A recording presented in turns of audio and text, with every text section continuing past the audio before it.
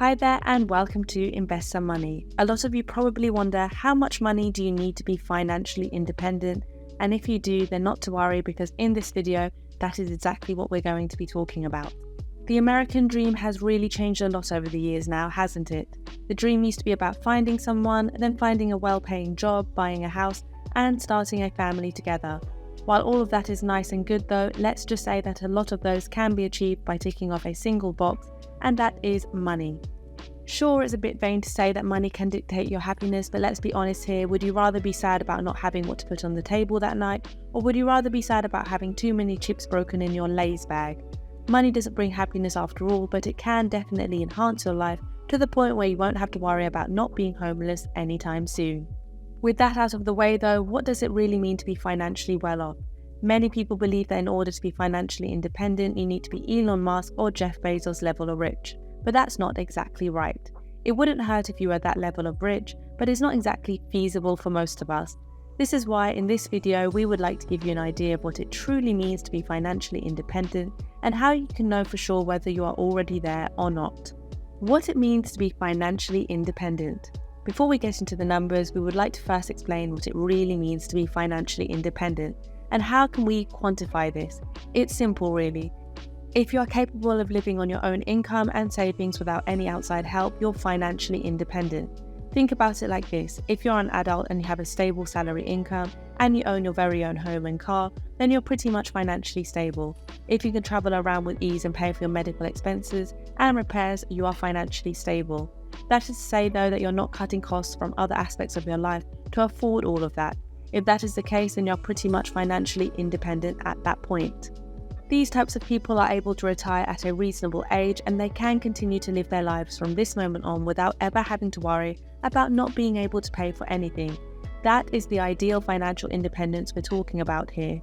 According to Forbes themselves, being financially independent can be described as the state of being in which you don't have to work to pay your living expenses.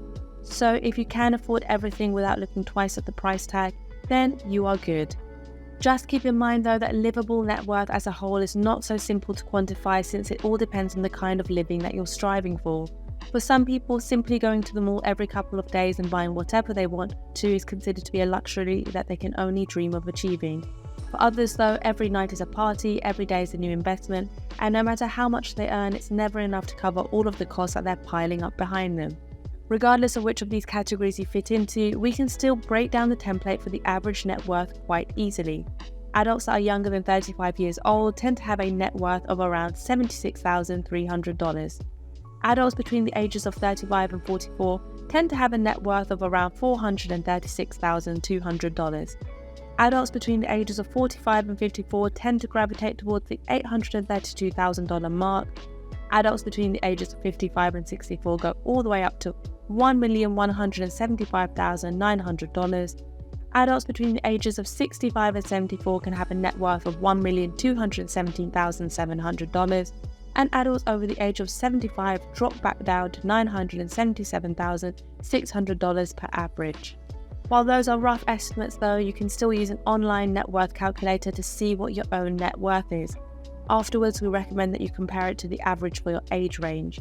This in return should help you better understand where you should be standing and what you should be striving for. If your main goal is just to become financially independent, this will help you on your journey, as it can indicate which areas of your budget need the most attention, and most importantly, whether you need to strive for more or not.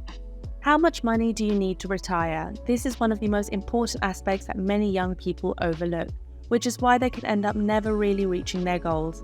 Hindsight is important when orchestrating your life after all, so don't forget to consider this perspective before you even consider counting up your net worth. With that being said though, what do the experts say about this? Well, they say that you will need to accumulate around 25 times your annual spending and invest it all in a 60-40 stocks and bonds portfolio. According to Scott Trench, the CEO and president of Bigger Pockets, you need to make use of this 4% rule if you want to be financially capable of retiring. The 4% rule is essentially a conservative approach towards defining a baseline state of financial independence. You essentially take all the investments and you multiply them by 25 every year. The 4% comes from the fact that you can withdraw that 4% out of your investment portfolio during your first year of retirement. This will allow you to adjust it for inflation in the next couple of years without ever running dry on your income. So if you want to spend around $40,000 every year, you will need to multiply that by 25, so you will need $1 million in net worth. If you want to go as far as $80,000, you'll need around $2 million in net worth. And if you want to spend $100,000 per year, you'll need a net worth of $2.5 million. Assets that indicate you're financially independent. While we did mention the fact that this revolves a lot less around of criteria and a lot more around personal bias, there are still a few indicators that you are financially independent that we can coordinate our personal lives around. Without these few assets, we would argue that we are not truly financially independent, and while the bar is set a lot higher for some people, this is the bare minimum that you need to be financially independent in our eyes. A large cash cushion that can withstand any financial difficulties for up to 1 or 2 years, rental real estate, business interests or royalties from an intellectual party, alongside their base income, social security, besides their main income, a part-time job or side hustle that increases their income exponentially. The 3 levels of financial independence. According to most experts, there are currently 3 levels to the modern-day financial independence that you need to strive towards if you want to never have to worry about money again. They are the following. Budget financial independence, lean fire. If your household happens to earn less than $40,000 or so per year, then you're part of the lower middle class. While some people take great offense to that, trust us that it's nothing to be ashamed of. Most people around the poverty line earn less than $25,000 a year for a family of 4 and $19,000 for a family of 3. So your $40,000 is still considered to be financially superior to them by a long shot.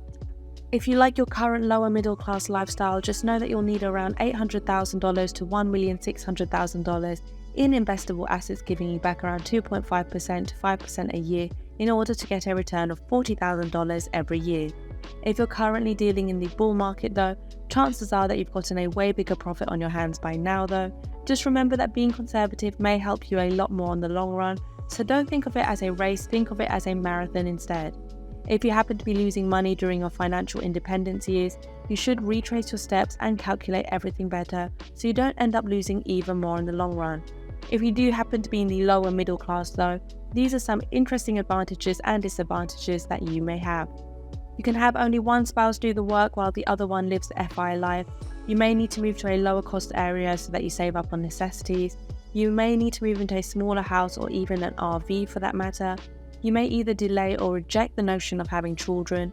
You may need to work a lot more on your side hustle or passion project. You may need to move to a more affordable country such as Taiwan, where you can retire with as little as $600,000.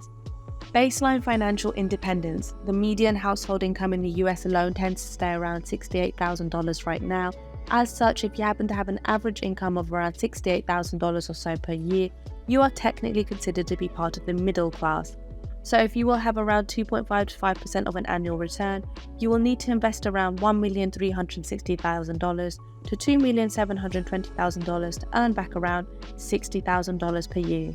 Just keep in mind that if you never want to work again, you should go for an overall return of anything over 5%.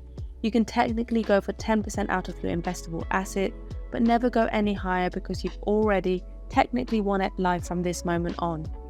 The idea of financial independence is that you don't need to save any more from this moment on. Everybody else tries to save anywhere between 20 to 80% after their tax income every year, but you won't need to worry about any of that. This is why if you can earn 100% of what the annual house income makes, you are already making more money than everybody else around you no matter how much they save. If you only have around 20 years left to live and you can live off $60,000 a year, $1,200,000 is going to be perfect for you, even if you make zero return out of it. Just keep in mind though that every year you'll lose out on around 2% due to inflation, so you may not be as comfortable as you want to be during your last few years. Chances are though that if you reach this level of income, you are a bit deathly afraid of not working because it is so ingrained in you by now to do so. This may result in your spouse having to delay her own retirement because of the fear of not having enough settling in. Blockbuster financial independence. While for the other 2 levels you would still need to look twice before making a serious purchase, this isn't the case for this level of FI. The idea behind the fat FIRE or obese FIRE is that you can have an income of $200,000 to $250,000 per year while also having a household income of around $300,000. This level of financial independence can pretty much assure you a good and comfortable lifestyle regardless of where you happen to be living while raising a family of up to 4.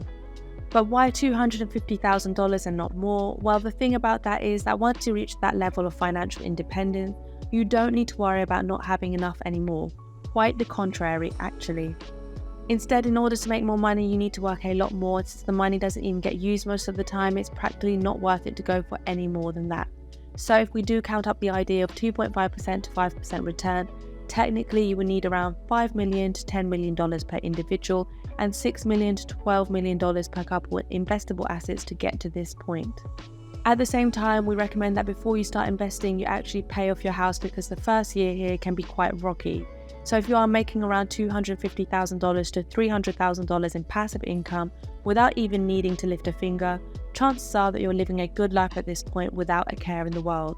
But how can you reach this level of financial independence? Well, you'll need to do so through a combination of investment income and passion project cash flow. Most people around this level also don't depend on index funds, so keep that in mind before making your final move. At the same time, just keep in mind the fact that it doesn't matter which level of financial independence you are currently resonating around. We only wanted to bring these up for you in order so you know what to shoot for.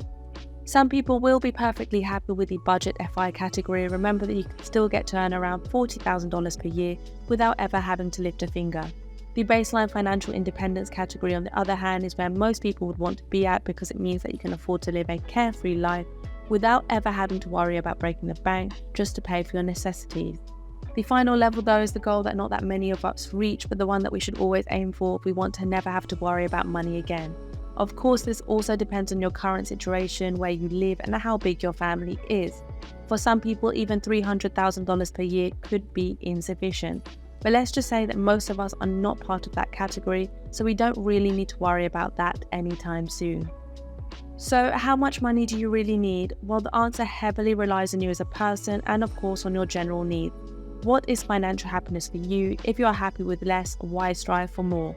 Just remember that as long as you don't need to worry about money, that's all that matters, and that person that earns a passive income of $40,000 per year can be more satisfied with their situation than someone that earns $300,000. So be happy with what you have, and if you're not satisfied, aim for more. Chances are that you'll know when you'll be financially independent yourself better than anybody else.